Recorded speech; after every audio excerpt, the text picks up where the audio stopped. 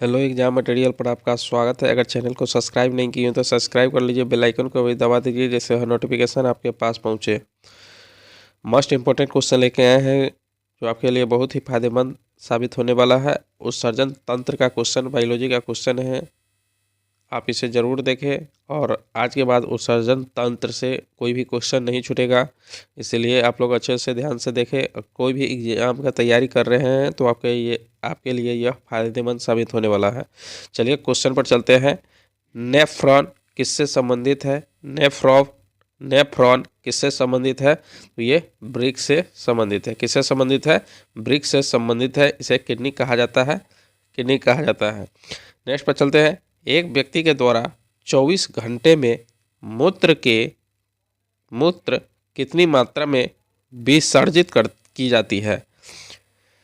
एक व्यक्ति द्वारा 24 घंटे में मूत्र कितनी मात्रा में विसर्जित की जाती है? तो यह किया जाता है 1.5 लीटर किया जाता है। 1.5 लीटर विसर्जित किया जाता है। नेक्स्ट पर चलते हैं। पसीने का मुख्य उपयोग क्या है? पसीने का मुख्य उपयोग क्या है? तो ये शरीर का ताप नियंत्रित रखने में होता है। पसीने का मुख्य जो उपयोग है, शरीर का ताप नियंत्रित रखने में इसका कार्य होता है। नेक्स्ट पर चलते हैं। ब्रिक की संरचनात्मक तथा क्रियात्मक इकाई क्या है? ब्रिक की संरचनात्मक तथा क्रियात्मक इकाई क्या है? तो ये ब्रिक नलिका है। क्या है? ब्रिक नलिका है। नेक्स्ट पर चलते हैं। नेफ्रोलॉजी किसका अध्ययन है? नेफ्रोलॉजी किसका अध्ययन है? तो ये गुर्दे का अध्ययन है। किसका अध्ययन है? गुर्दे का अध्ययन है।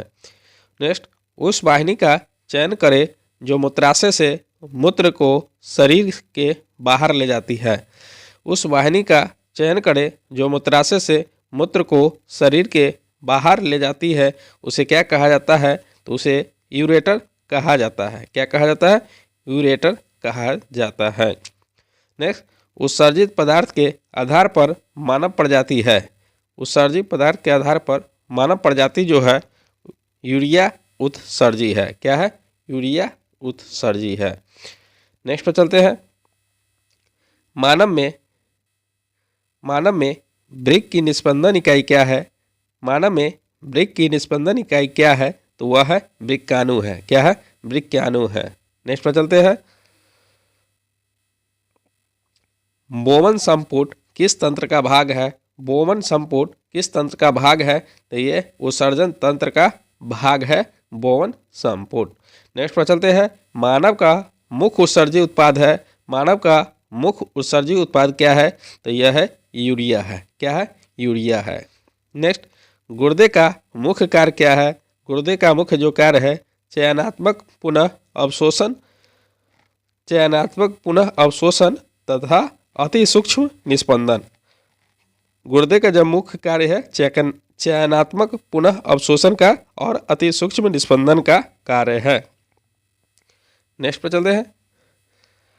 मनुष्य के मूत्र में कौन सा एसिड पाया जाता है? मनुष्य के मूत्र में कौन सा एसिड पाया जाता है?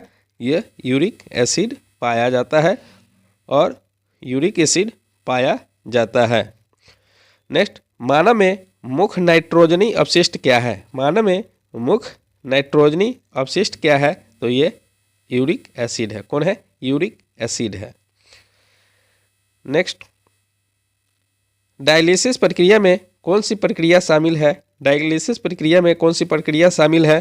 तो यह है ऑस्मोसिस प्रक्रिया शामिल है डायलिसिस प्रक्रिया में। कौन है? ऑस्मोसिस। नेक्स्ट, वर्मीफॉर्म अपेंडिक्स क्या है? वर्मीफॉर्म अपेंडिक्स क्या है? यह एक अवशेषी अंग है। ये अपेंडिक्स जो होता है मानव शरीर का एक फालतू अंग होता है जिसे रखा भी जा सकता है या नहीं भी रख सकते हैं। ये एक अवशेषी अंग है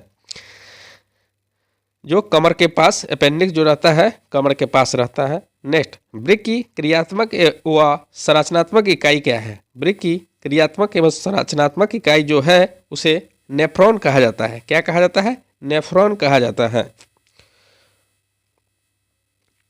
कौन सा घटक मूत्र का अपसमान घटक है? कौन सा घटक मूत्र का अपसमान घटक है? तो यह है कीटोन निकाय है। कौन है? कीटोन निकाय है।